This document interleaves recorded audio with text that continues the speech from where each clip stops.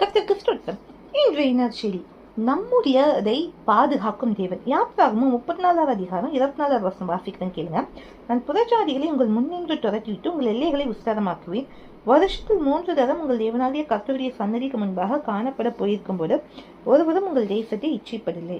கர்த்தருடைய சமூகத்துல ஜனங்கள்லாம் வரும்போது கர்த்தர் என்ன பண்ணுவாரா, அவங்க தேசத்தை யாரும் இச்சிக்காதபடிக்கு பாதுகாப்பாரா. இன்னைக்கும் உங்களுக்கு பயம் இருக்கா? ஐயோ, என்னோட காரியங்கள் என்ன ஆகும்னு தெரியலையே, எப்படி என்னோட குடும்பத்தை பாதுகாக்கன்னு தெரியலையே, எப்படி என் தொழிலை நான் பாதுகாக்கன்னு தெரியலையேன்ட்டு கர்த்தர் நம்முடையதை பாதுகாப்பார். யாரும் நம்மளுடையதை இச்சிக்க முடியாது. இயேசுவின் ரத்த கொட்டிக்குள்ள கர்த்தர் மறைத்துக் கொள்வார். எவ்வளவு நல்ல தேவன் இல்லையா? அதனால ஒருபோதும் கலங்காதீங்க.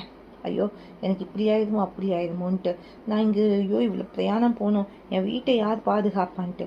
நீங்கள் எங்கே போனாலும் உங்களுக்குரியதை கர்த்தர் அழகாய் பாதுகாப்பார். உங்களை பாதுகாப்பார், உங்கள் பிள்ளைகளை பாதுகாப்பார். யாரும் நம்மளை சேதப்படுத்த முடியாது. அதனால நம்மளை பாதுகாக்கிற தேவன் நம்மோடு கலங்காதீங்க, திகைக்காதீங்க. இதுவே நற்செய்தி. உங்களுக்கு முடிந்தாகட்டும்.